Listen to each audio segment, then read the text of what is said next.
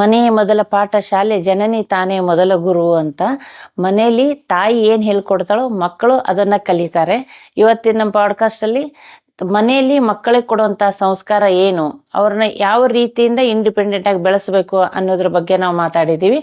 ಹಾಗೇನೆ ನಮಗೆ ಎಂಜಾಯ್ಮೆಂಟ್ ಹೇಗಿರಬೇಕು, ಒಂದು ನಾವು 40-50 ಆದ್ಮೇಲೂ ಬೇಜಾರಂತ ಕೂರೋಕ್ಕಿಂತ ಅಥವಾ ಮನೆಯ ಜವಾಬ್ದಾರಿ ಕಳೆದ್ಮೇಲೆ ನಮ್ಗೇನೂ ಆಗೋದಿಲ್ಲ ಅನ್ನೋದಕ್ಕಿಂತ ನಾವು ಅದನ್ನೆಲ್ಲ ಯಾವ ರೀತಿಯಿಂದ ಎಂಜಾಯ್ ಮಾಡ್ಕೋಬೇಕು, ಉಳಿದ ಜೀವನನ ಹೇಗೆ ಸಂತೋಷವಾಗಿ ಕಳೆಯಬೇಕು ಅನ್ನೋದ್ರ ಬಗ್ಗೆ ಕೂಡ ನಾವು ಮಾತಾಡಿದ್ದೀವಿ. ಬನ್ನಿ ಸ್ನೇಹಿತರೆ, ಅದ್ರ ಬಗ್ಗೆ ತಿಳ್ಕೊಳ್ಳೋಣ. ನಮಸ್ಕಾರ ಸ್ನೇಹಿತರೆ, ಹಿರಿಯ ನಾಗರಿಕರು ಅಂದು ಇಂದು ಕಾರ್ಯಕ್ರಮಕ್ಕೆ ತಮ್ಮೆಲ್ಲರಿಗೂ ಸ್ವಾಗತ ಸುಸ್ವಾಗತ. ನಾನು ಉಷಾ ಗಾಯತ್ರಿ. ಇವತ್ತಿನ ನಮ್ಮ ಕಾರ್ಯಕ್ರಮಕ್ಕೆ ನಾವು ಸ್ವೀಟ್ 16 ಅಂತಾನೆ ಹೇಳ್ಬೋದು ಅಂತ ಒಬ್ಬರು ಅತಿಥಿಗಳನ್ನು ನಾನು ನಿಮಗೆ ಪರಿಚಯ ಮಾಡಿಸ್ತಾ ಇದ್ದೀನಿ. ಇವರು ಸ್ಪೋರ್ಟ್ಸಲ್ಲೂ ಹೌದು, ಅಡುಗೆಯಲ್ಲೂ ಹೌದು, ಸಮಾಜ ಸೇವೆಯಲ್ಲೂ ಹೌದು, ಯಾವುದ್ರಲ್ಲಿ ಇವರಿಲ್ಲ ಅನ್ನೋದನ್ನು ನಾವು ಹುಡುಕಬೇಕಾಗಿದೆ. ಇವಾಗ ಅವರನ್ನು ನಾವು ಮಾತಾಡ್ಸೋಣ. ಬನ್ನಿ ಸ್ನೇಹಿತರೆ. ನಮಸ್ಕಾರ ಅಮ್ಮ. ನಮಸ್ಕಾರ. ನಮಸ್ಕಾರ. ಮತ್ತು ತಮ್ಮ ಹೆಸರು? ರಮಾ ಬಾಗಲಕೋಟೆ. ರಮಾ ಬಾಗಲಕೋಟೆ. ಮತ್ತು ತಾವು ಸಮಾಜ ಸೇವೆಯಲ್ಲಿ ಮತ್ತು ನಿಮಗೆ ಸ್ಪೋರ್ಟ್ಸಲ್ಲೆಲ್ಲ ತುಂಬ ಇಷ್ಟ ಇದೆ ಅಂತ ಕೇಳಿದೆ. ಅಮ್ಮ, ನಿಮ್ಮ ಬಾಲ್ಯ ಎಲ್ಲ ಹೇಗಿತ್ತು? ನಾನು ಹುಟ್ಟಿರೋದು ಬೆಂಗಳೂರು ಹತ್ರ, ನಿಯರ್ ನಂದಿ ಹಿಲ್ಸ್, ಚಿಕ್ಕಬಳ್ಳಾಪುರದಲ್ಲಿ ಹುಟ್ಟಿರೋದು. ನಮ್ಮ ತಂದೆ ತಾಯಿ ಅವ್ರಿಗೆ 6 ಜನ ಮಕ್ಕಳು. ನಾವು 3 ಜನ ಗಂಡು ಮಕ್ಕಳು, 3 ಜನ ಹೆಣ್ಮಕ್ಳು. ನಾನು 5ನೇವ್ರ. ನಮ್ಮ ಮನೆಯಲ್ಲಿ ನಮ್ದು ವೈಶ್ಯ ಜಾತಿ, ವೈಶ್ಯರು ಶೆಟ್ರು ಅಂತ ಹೇಳ್ತಾರೆ. ನಮ್ಮ ಇದರಲ್ಲಿ ಕಲ್ಲರ್ ಸ್ವಲ್ಪ ಕಡಿಮೆ.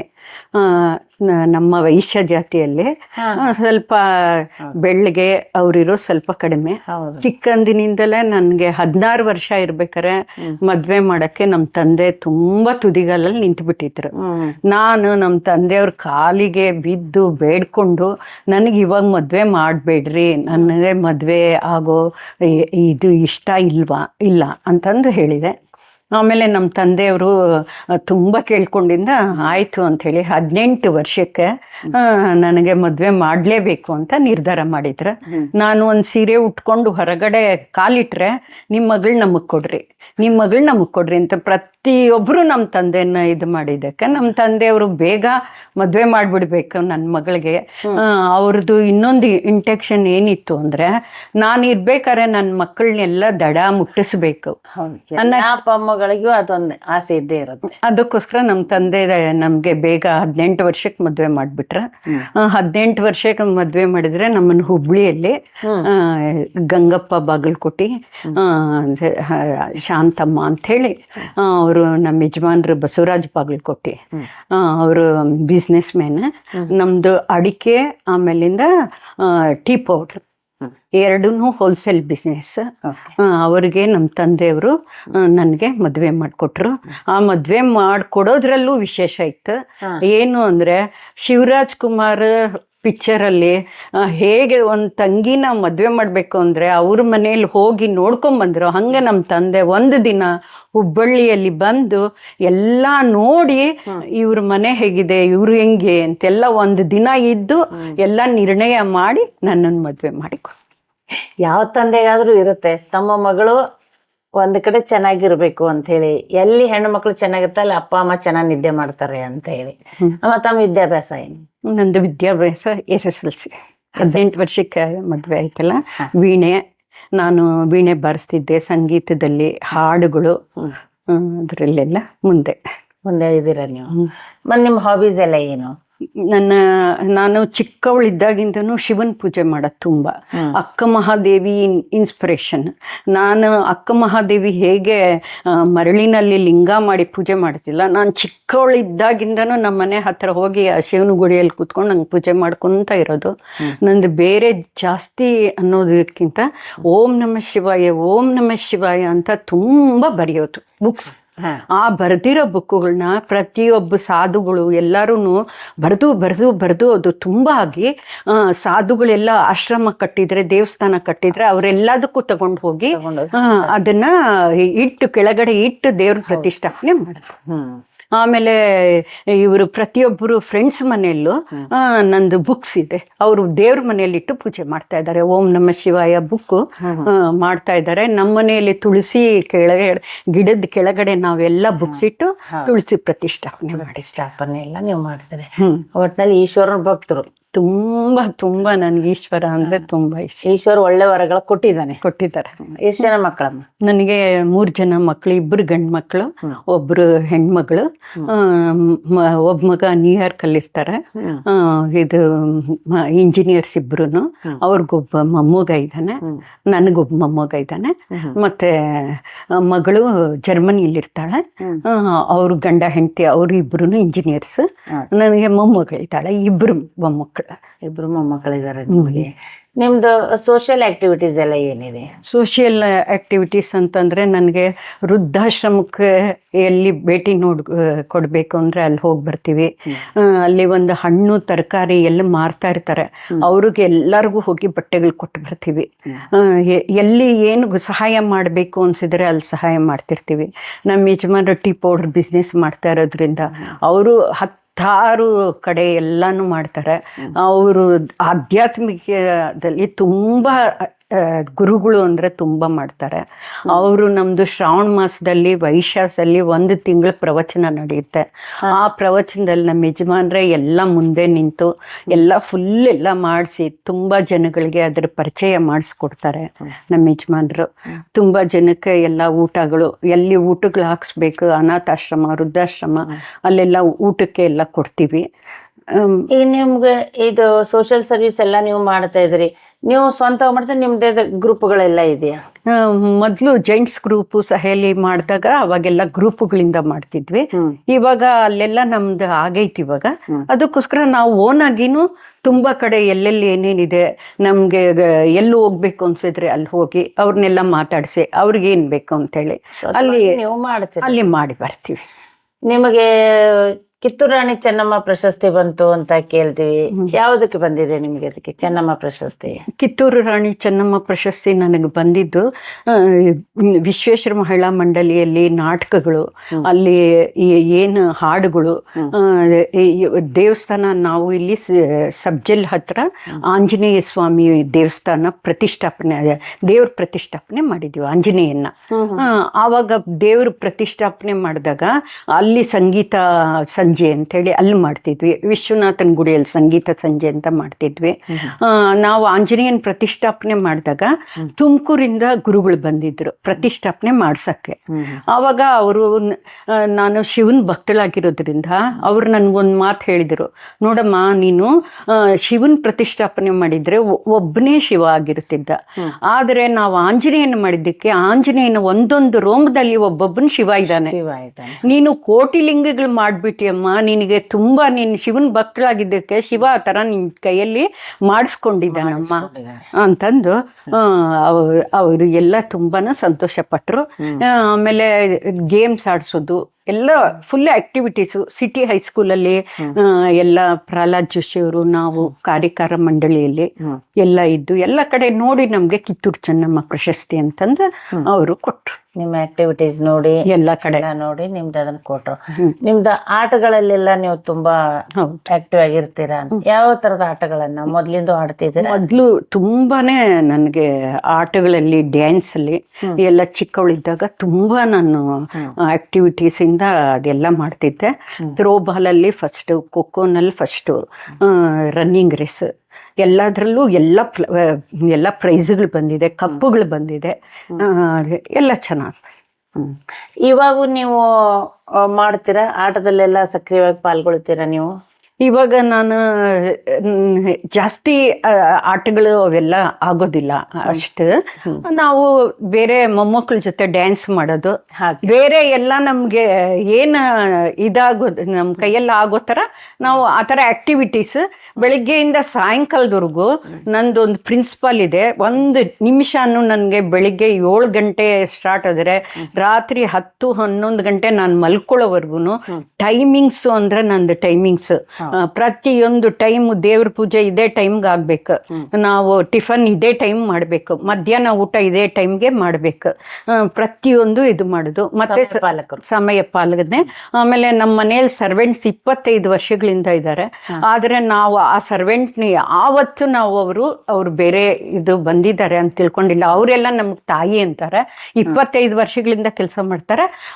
ಅವ್ರನ್ನ ಆ ತರ ನಾವು ಯಾವ್ದು ಇದು ಮಾಡೋದಿಲ್ಲ. ನೀವು ಕೆಲಸದವರು ಅಂತ ನೋಡದೆ ನೀವು ನಮ್ಮ ಮನೆಯವರು ಅವರೆಲ್ಲ ಇವ್ರು ನಮ್ ತಾಯಿ ಅಂತ ಹೇಳ್ಕೊಂತಾರೆ.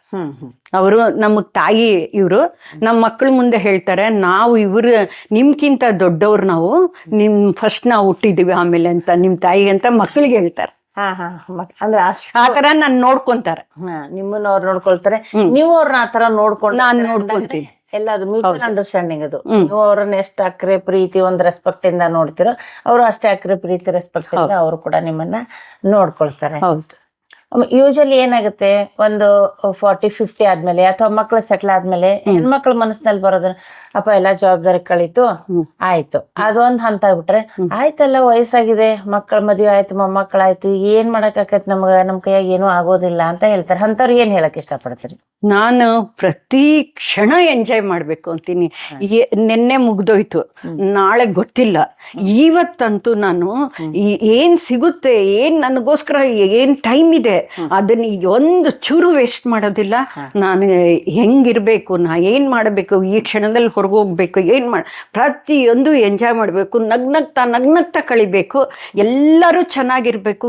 ಮುಂದೆ ಏನಾಗುತ್ತೆ ಅಂತ ಯಾರು ಯೋಚನೆ ಮಾಡಬಾರ್ದು.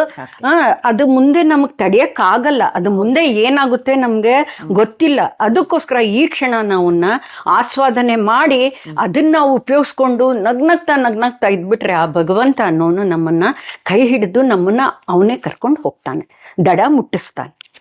ತುಂಬಾ ಚೆನ್ನಾಗಿ ಹೇಳಿದ್ರಿ. ಯಾಕೆಂದ್ರೆ ಬಹಳಷ್ಟು ಜನ, ಅದರಲ್ಲೂ ಹೆಣ್ಮಕ್ಳಿಗೆ, ಒಂದು ಕೆಲಸದ ಒತ್ತಡ ಇದ್ದಾಗ ನಮಗೆ ಏನ್ ಟೈಮ್ ಆಯ್ತು ಅಥವಾ ಎಲ್ಲೋ ಒಂದ್ ಕೈ ಏನೊಂದು ಪೆಟ್ಟಾಗುತ್ತೆ, ಅದ್ರ ಕಡೆನೂ ಲಕ್ಷ್ಯ ಇರಲ್ಲ. ಕೆಲಸ ಮಾಡೋವಾಗ ಎಲ್ಲೋ ಸುಟ್ಟೋಗಿರುತ್ತೆ, ಅದು ಲಕ್ಷ್ಯ ಇರಂಗಿಲ್ಲ. ಆದ್ರೆ ಒಂದು ಏಜ್ ಖಾಲಿ ಇದ್ಮೇಲೆ ಸುಮ್ನೆ ಏನೋ ಮುಟ್ಟಿದ್ರು ಸಾಕು, ಅಯ್ಯೋ ನಮಗೆ ವಯಸ್ಸಾಯ್ತಲ್ಲ, ಅದಕ್ಕೆ ನಮಗದು ಪೇನ್ ಬರ್ತಾ ಇದೆ ಅಂತ ಹಿಂಗ ಅನ್ಸುತ್ತೆ. ಯಾಕಂದ್ರೆ ಅವಾಗ ನಾವು ಕೆಲಸದ ಒತ್ತಡದಲ್ಲಿ ಆ ಕಡೆ ಲಕ್ಷ್ಯ ಕೊಟ್ಟಿರಲ್ಲ ಅನ್ನೋಕ್ಕೋಸ್ಕರ ಗಾಯ ಗೊತ್ತಾಗಲ್ಲ ನಮಗೆ. ಹೌದು. ಇವಾಗ ಫ್ರೀ ಇರ್ತೀವಿ ಅಂದಾಗ ಚೊರ್ ಅಂತ ಕೊರದ ತಕ್ಷಣ ಅಯ್ಯೋ ವಯಸ್ಸಾಯ್ತಲ್ಲ, ಸುಟ್ಟದ್ ಗೊತ್ತಾಗುತ್ತೆ ಅಂತ ಹೇಳ್ತೀವಿ ನಾವು. ನಿಮ್ದು ಮತ್ತೇನು ಬೇರೆ ಆಕ್ಟಿವಿಟೀಸ್ ಎಲ್ಲ ಏನೇನಿದೆ? ನೀವು ಎಷ್ಟು ಸಂಘಗಳಿಗೆಲ್ಲ ಏನ್ ಮೆಂಬರ್ಸ್ ಆಗಿದ್ದೀರಿ? ಅಲ್ಲಿ ಹೇಗಿದೆ ನಿಮ್ ಸಂಘದಲ್ಲೆಲ್ಲ ನಿಮ್ದು?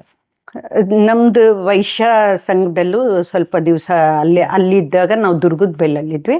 ಅಲ್ಲಿದ್ದಾಗ ಆ ಕಡೆ ಎಲ್ಲ ಹೋಗ್ತಿದ್ವಿ. ಆಮೇಲೆ ಈ ಕಡೆ ದೂರ ಬಂದ್ಬಿಟ್ವಿ. ದೂರ ಬಂದಿಂದ ಮತ್ತೆ ನಾವಿಲ್ಲಿ ವಿಶ್ವೇಶ್ವರ ನಗರ ಮಹಿಳಾ ಮಂಡಳಿ, ಸಿಟಿ ಹೈಸ್ಕೂಲು, ಎಲ್ಲಿ ಹತ್ರ ಏನೇನಿದೆಯೋ ಎಲ್ಲ ಕಡೆ ಹೋಗೋದು. ಆ ತರ ನಮ್ಮ ಬಹಳಷ್ಟು ಸ್ಕೂಲ್ ಕಾಲೇಜ್ಗಳಿಗೆಲ್ಲ ಗೆಸ್ಟ್ ಅಂತ ಹೇಳಿ ಹೋಗ್ತೀರಾ?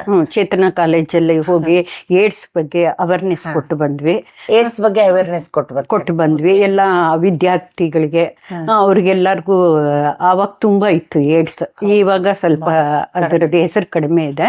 ಅವಾಗ ತುಂಬಾ ಇತ್ತು. ಈಗ ಒಂದು 10 ವರ್ಷಗಳ ಕೆಳಗಡೆ ತುಂಬಾ ಇತ್ತು. ಅವಾಗ ಅವ್ರಿಗೆಲ್ಲರಿಗೂ ನಾವು ಹೋಗಿ ಡಾಕ್ಟರ್ಸನ್ನ ಕರ್ಕೊಂಡು ಹೋಗಿದ್ವಿ. ಡಾಕ್ಟರ್ನ ಕರ್ಕೊಂಡೋಗಿ ಅವ್ರ ಜೊತೆ ಎಲ್ಲ ಮಾಡಿಸಿ ಮಾಡಿ ಬಂದ್ವಿ. ನೀವು ಕೂಡ ಮಕ್ಕಳ ಜೊತೆ ಇಂಟ್ರಾಕ್ಟ್ ಮಾಡಿದ್ದೀರಿ? ಹೌದು, ಮಕ್ಕಳ ಜೊತೆ ನಾವು ಎಲ್ಲ ಮಾತಾಡಿದ್ವಿ. ಡಾಕ್ಟರ್ ಜೊತೆ ಮಾತಾಡ್ಸಿದ್ವಿ. ಆಮೇಲೆ ಕಾಲಿಲ್ದೆ ಜನರಿಗೆ ಜೈಪುರಿಂದ ಕಾಲು ಕೈ ಆ ಥರ ಹ್ಯಾಂಡಿಕ್ಯಾಪ್ ಇರೋರಿಗೆ ಅವಾಗ ನಾವು ಜೈನ್ಸ್ ಅಲ್ಲಿದ್ದಾಗ ಆ ಥರ ಮಾಡಿಸೋದು ಎಲ್ಲ. ಪ್ರತಿಯೊಂದು ಕಾರ್ಯಕ್ರಮದಲ್ಲಿ ನೀವು ಸಕ್ರಿಯವಾಗಿ ಪಾಲ್ಗೊಳ್ತೀರಿ. ಸಿಟಿ ಹೈಸ್ಕೂಲಲ್ಲಿ ಅವ್ರಿಗೆ ಊಟದ್ದು ಅದಕ್ಕೆ ಪಾತ್ರೆಗಳೇನ್ಬೇಕು ಆ ಥರ ಅದನ್ನೊಂದು ಕಾರ್ಯಕ್ರಮ ಮಾಡಿದ್ವಿ. ಸ್ಕೂಲಲ್ಲಿ ಎಲ್ಲರಿಗೂ ಬುಕ್ಸು, ಮಕ್ಕಳಿಗೆಲ್ಲ ಬುಕ್ಸು, ಪೆನ್ಸಿಲ್ಲು ಅದನ್ನ ಕೊಡ್ತಾ ಇದ್ವಿ. ಪ್ರತಿ ತಿಂಗಳು ಏನು ಇಲ್ಲ, ಅಕ್ಕನ ಬಳಗದಲ್ಲಿ ಹೋಗಿ ಅಲ್ಲೂ ಮಾಡಿ ಬಂದ್ವಿ. ಅಕ್ಕನ ಬಳಗದಲ್ಲೂ ಮಾಡ್ತಿದ್ವಿ. ಇದಕ್ಕೆಲ್ಲ ಮುಖ್ಯ ಕಾರಣಕರ್ತರು ಅಂತಂದರೆ ಹಟ್ಟಿ ಹೊಳೆಯವರು ಅಂತ. ಅವರು ನಮ್ಮನ್ನು ತುಂಬ ನನ್ನ ಒಂದು ಸರಿ ನಮ್ಮ ಮನೆ ಹತ್ರ ನೋಡಿ ನಮ್ಮನ್ನು, ನಿಮ್ಮಂಥ ಅವರು ಇಷ್ಟು ಚೆನ್ನಾಗಿರೋರು ಮನೆಯಲ್ಲಿ ಇರಬಾರ್ದು, ನೀವು ಹೊರಗಡೆ ಬರಬೇಕು, ನಿಮ್ಮನ್ನು 10 ಜನ ಗುರ್ತಿಸ್ಬೇಕು. ನಾವು ಮನೆಯಲ್ಲಿರ್ತೀವಿ, ಊಟ ಮಾಡ್ತೀವಿ, ನಮಗೇನು ನಮ್ಮ ಜೀವನ ಮುಗಿದ್ಬಿಡುತ್ತೆ. ನೀವು ಹೊರಗಡೆ ಬಂದರೆ ಇವರು ರಮಾ ಬಾಗಲಕೋಟೆಯವರು, ಇವರು ಇದನ್ನು ಮಾಡ್ತಾ ಇದ್ದಾರೆ, ಅವರು ನಾಟಕದಲ್ಲಿ ಮಾಡ್ತಾ ಇದ್ದಾರೆ ಅಂತೆಲ್ಲ ಮಾಡಿ ಅವರು ಗುರುತಿಸ್ತಾರೆ. ನೀವು ಅದನ್ನೆಲ್ಲ ಇದು ಮಾಡಬೇಕು, ನೀವು ಬರಬೇಕು, ನೀವು ಮನೆಯಲ್ಲಿ ಇರಬಾರ್ದು ಅಂತ ಅವ್ರು ನನ್ನ ಕೈ ಹಿಡಿದು ಕರ್ಕೊಂಡು ಹೋಗಿ ಎಲ್ಲ ಕಡೆ ಕರ್ಕೊಂಡೋಗಿ ಅವರು ನಮ್ಮನ್ನ ನಮ್ಮ ಎಲ್ಲ ಪ್ರಶಸ್ತಿಗಳು ಯಾವುದಾದ್ರೂ ಸಹಿತ ಜೊತೆಯಲ್ಲಿ ನಿಂತು ನಮಗೆ ಸಹಕಾರ ತುಂಬಾ ಕೊಟ್ಟರು. ಪ್ರಮಳಮ್ಮ ಹಟ್ಟಿಹೊಳೆಯವರು. ಏನ್ ಹೇಳ್ತೀರಾ ಅವ್ರ ಬಗ್ಗೆ? ಅವ್ರು ನನಗೆ ಏನೂ ಇಲ್ಲ, ನೀವು ನನ್ನ ಮಗಳು ಅಂತಾರೆ. ನಮ್ಗೆ ಅದಕ್ಕಿಂತ ದೊಡ್ಡದೇ ಏನಿಲ್ಲ, ನನ್ನ ಮಗಳು ನೀವು ಅಂತಾರೆ. ಅವ್ರು ನಮಗೆ ತಾಯಿ ಸಮಾನ. ಯಾವಾಗ್ಲೂ ಹೇಳ್ತೀನಿ, ನನ್ನ ಮುಂದೆ ಕರ್ಕೊಂಡು ಹೋದವರು ಪ್ರತಿಯೊಬ್ಬರಿಗೂ ನಾವು ಮುಂದೆ ಹೋದ್ರೆ ನಮ್ಗೇನು ಸೌಕರ್ಯ ಅವು ಸಿಗೋದು ಕಡಿಮೆ. ಒಬ್ಬರು ನಮ್ಮ ಜೊತೆಯಲ್ಲಿದ್ದೆ ನಮ್ಮನ್ನ ಒಂದ್ ಸ್ವಲ್ಪ ಹಿಂಗ್ ಕೈ ಹಿಡ್ದಾಗ ನಾವು ತುಂಬಾ ಮೇಲೆ ಹೋಗ್ತೇವೆ. ಅವರು ಒಂಚೂರು ಸ್ವಲ್ಪ ಪ್ರೆಸ್ ಮಾಡ್ಬೇಕು ನಮ್ಗಷ್ಟೇ. ನಾವು ಮಾಡ್ಬೇಕಂದ್ರೆ ಇದು ಹೆಂಗ್ ಹೋಗ್ಬೇಕು ಅನ್ನೋದು ಸ್ವಲ್ಪ ಬರುತ್ತೆ. ಅವ್ರು ಸ್ವಲ್ಪ ಕೈ ಹಿಡಿದು ಬಿಟ್ರೆ ನಾವು ಇನ್ನ ಬೇಕಾದಷ್ಟು ಮೇಲೆ ಹೋಗೋಕ್ಕೆ ನಮ್ಗೆ ಚಾನ್ಸಸ್. ನೀವು ಮಾತಾಡ್ತಾ ಒಂದ್ ಮಾತು ಹೇಳಿದ್ರಿ, ನೀವು ನಾಟಕಗಳನ್ನೆಲ್ಲ ಮಾಡ್ತಿದ್ರಿ ಅಂತ. ಹೇಗೆ ನಿಮ್ಗೆ ನಾಟಕದ ಕನೆಕ್ಷನ್ ಆಯ್ತು? ನನ್ನ ಚಿಕ್ಕವಳು ಬರ್ತೆ ನನ್ನ ದೇವ್ರ ಆಶೀರ್ವಾದ ನನಗೆ. ನಾನು ಪ್ರತಿಯೊಂದರಲ್ಲೂ ನಾನು ಎದ್ದು ನಿಂತ್ಕೊಂಡ್ಬಿಡ್ತಿದ್ದೆ. ಸ್ಕೂಲೆಲ್ಲ ಒಂದು ಡ್ಯಾನ್ಸ್ ಅಂದರೆ ನಾನೇ, ಆಮೇಲೆ ಒಂದು ನಾಟಕ ಅಂದರು ನಾನು, ರನ್ನಿಂಗ್ ರೇಸ್ ಅಂದರು, ಸ್ಪೋರ್ಟ್ಸ್ ಅಂದರು, ಏನಂದ್ರು ನಾನು ಅಂತಂದು ಮುಂದೆ ನುಗ್ಗುತ್ತಿದ್ದೆ. ಧೈರ್ಯವಾಗಿ ನಾನು ಯಾವುದಕ್ಕೂ ಹೆದರ್ತಾ ಇರಲಿಲ್ಲ. ಏನಾದರೂ ನಾನು ಮಾಡಲೇಬೇಕು. ಯಾರನ್ನಾದರೂ ಹೋಗ್ತಾ ಇದ್ರೆ ಅವ್ರು ನನಗೆ ಪರಿಚಯ ಇಲ್ದೇ ಇದ್ರು ನಾನೇ ಹೋಗಿ ಅವ್ರನ್ನ ಮಾತಾಡ್ಸಿ ಬರ್ಬೇಕು. ನೀವು ಹೇಗೆ, ಏನು, ಯಾರು, ಆ ಥರ ನನ್ನ ಹ್ಯಾಬಿಟ್ಸ್. ನಾನು ಅವ್ರನ್ನ ಆ ಥರ ಮಾತಾಡ್ಸೋದು, ಅವ್ರು ನನಗೇನೋ ಒಂದು ಥರ ನಮ್ಮನ್ನ ಕರ್ಕೊಂಡು ಹೋಗೋದು ನಮ್ಗೆ. ಈ ಸ್ಕೂಲ್ ಸ್ಟೇಜ್ ಮೇಲೆ ಡ್ರಾಮಾಗಳು ಮಾಡಿದ್ದ, ಅಥವಾ ನೀವು ಮತ್ತೆ ಸ್ವಲ್ಪ ಮದುವೆ ಎಲ್ಲ ಆದ್ಮೇಲೆ ನಿಮ್ಮದೇ ಆದಂತ ಒಂದು ಸಂಘಗಳಲ್ಲಿ ಇದು ಮಾಡಿದಾಗ ಅಲ್ಲಿನೂ ನೀವು ಡ್ರಾಮಾಗಳಲ್ಲಿ ಆಕ್ಟಿಂಗ್? ಸ್ಕೂಲಲ್ಲಿ ಚಿಕ್ಕವಳಿಂದ ನಾನೇ ಮಕ್ಕಳಿಗೆ ಹೇಳ್ಕೊಟ್ಟು, ಡ್ಯಾನ್ಸ್ ನಾನೇ ಹೇಳ್ಕೊಟ್ಟು, ಡ್ಯಾನ್ಸ್ ಪ್ರತಿಯೊಂದು ಸ್ಟೆಪ್ಸ್ ಹೇಳ್ಕೊಟ್ಟು ಅದನ್ನ ಸ್ಟೇಜ್ ಮೇಲೆ ಹೋಗಿ, ಯಾವ ಮೇಸ್ಟ್ರು ಟೀಚರು ಇಲ್ಲ, ನಾನೇ ಎಲ್ಲ ಮಾಡಿಬಿಡೋದು. ನಾನೇ ಎಲ್ಲ ಸೆಲೆಕ್ಟ್ ಮಾಡೋದು, ಹಾಡು, ಆಮೇಲೆ ಎಲ್ಲ ಫ್ರೆಂಡ್ಸ್ ಮಾಡೋದು, ಎಲ್ಲ ಡ್ರೆಸ್ ಪ್ರತಿಯೊಂದು ನಾನೇ ಮಾಡೋದು. ನಾನೇ ಸ್ಟೇಜ್ ಮೇಲೆ ಹೋಗಿ ಹೆಸರು ಕೊಟ್ಟು ನಾನೇ ಹೋಗಿ ಮಾಡಿ. ಅದಕ್ಕೆ ನನಗೆ ತುಂಬ ಒಂದು ಥರ, ನಾನು ಎಲ್ಲದರಲ್ಲೂ ಇದ್ದೀನಿ, ನಾನು ಇನ್ನೂ ತುಂಬ ಮೇಲೆ ಇರಬೇಕಾಗಿತ್ತು ಅಂತಂದು. ಆದರೂ ನಾನು ತೃಪ್ತಿ, ಈ ಜೀವನಕ್ಕೆ ನನಗೆ ಭಗವಂತ ನನಗೆ ಇಷ್ಟು ಕೊಟ್ಟು ಸುಖ ಸೌಕರ್ಯ, ಒಳ್ಳೆ ಮಕ್ಕಳು, ಗಂಡ, ಪ್ರತಿಯೊಂದು ಕೊಟ್ಟಿದ್ದಾನೆ. ಆ ಭಗವಂತನಿಗೆ ನಾನು ಎಷ್ಟು ಕೃತಜ್ಞತೆ ಸಲ್ಲಿಸಿದ್ರು. ನಿಮ್ಮ ಈ ಆಕ್ಟಿವಿಟೀಸು, ನಿಮ್ಮ ಈ ಕಾರ್ಯಕ್ರಮಗಳಿಗೆ ನೀವು ಹೊರಗಡೆ ಹೋಗ್ತಾರೆ, ಯಾಕಂದ್ರೆ ಒಂದು ಹೆಣ್ಣು ಮಗಳು ಮನೆಯನ್ನು ಬ್ಯಾಲೆನ್ಸ್ ಮಾಡಿಕೊಂಡು, ನೀವು ಹೇಳಿದ್ರಿ ಕೆಲಸವ್ರಿದ್ದಾರೆ, ತಾಯಿ ಮಗಳು, ನೀವು ಎಷ್ಟೇ ಕೆಲಸವ್ರಿದ್ರು ನಿಮ್ಮ ಮಕ್ಕಳಿಗೆ ನೀವೇನೆ ತಾಯಿ. ಹೌದು, ಅವ್ರಿಗೆ ನೀವೇನೆ ಮಾಡ್ಬೇಕಾಗತ್ತೆ. ಸೊ ಮನೇನು ಬ್ಯಾಲೆನ್ಸ್ ಮಾಡ್ಕೊಂಡು ನೀವು ಹೊರಗಡೆನೂ ಹೋಗೋದು ಅಂದ್ರೆ ಅಷ್ಟು ಸರಳವಾದ ಕೆಲಸ ಆಗೋದಿಲ್ಲ ಇದು. ಒಂದು ವರ್ಕಿಂಗ್ ಆದ್ರೆ ಏನತ್ತೆ, ಒಂದು ಟೈಮ್ ಫಿಕ್ಸ್ ಇರುತ್ತೆ. ಓಕೆ, ನಾನೀಗ 10 ಗಂಟೆಗೆ ನಾನು ಮನೆಗೆ ಬಿಡ್ತೀನಿ, ಅಷ್ಟ್ರಾಗ ನಾನು ಏನಾಗುತ್ತೋ ಅದು ನಾನು ಮಾಡ್ತೀನಿ, ತಿರ್ಗಾ ವಾಪಸ್ ನಾನು ಸಾಯಂಕಾಲ 6 ಗಂಟೆಗೋ 7 ಗಂಟೆಗೆ ಮನೆಗೆ ಬಂದ್ಮೇಲೆ ಮತ್ತೆ ನಾನು ಒಂದು ರೂಟೀನ್ ಫಿಕ್ಸ್ ಆಗಿರುತ್ತೆ. ಬಟ್ ಈ ಸಮಾಜ ಸೇವೆ ಅಂತಾಗ್ಲಿ ಅಥವಾ ನಮ್ಮದೇ ಆದಂತ ಒಂದು ಆಕ್ಟಿವಿಟೀಸ್ ಅಂತ ಆಗ್ಲಿ ಏನ್ ನಾವು ಇದು ಮಾಡ್ತಾ ಹೋಗ್ತೀವಲ್ಲ, ಅದಕ್ಕೆ ಟೈಮ್ ಫಿಕ್ಸಿಂಗ್ ಅಂತ ಏನೂ ಇರಂಗಿಲ್ಲ. ಸೊ ಇದಕ್ಕೆಲ್ಲ ಮನೆಯವ್ರ ಸಪೋರ್ಟ್ ಎಲ್ಲ ಹೇಗಿದೆ? ಮನೆಯವ್ರ ಸಪೋರ್ಟು, ಮಕ್ಕಳ ಸಪೋರ್ಟು ತುಂಬ ಇದೆ ನನಗೆ.